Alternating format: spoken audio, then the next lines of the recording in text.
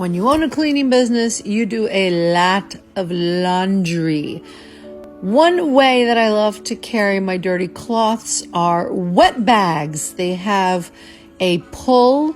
It stands for, I think, like polyuro something. I don't remember. I'm having a mom brain because I'm tired. Poly something lining, PUL. Anyway, what it means, it's like waterproof, water resistant, fantastic.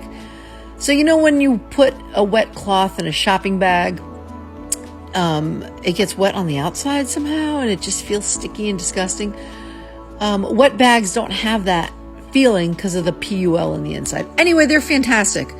They're great if you cloth diaper. If you cloth diaper, then you know what I'm talking about. If you don't cloth diaper, get your hand on a bunch of them. I got large and I got medium sizes. I put my cloth bags in there and then I throw them in the wash and they get washed, disinfected, easy peasy.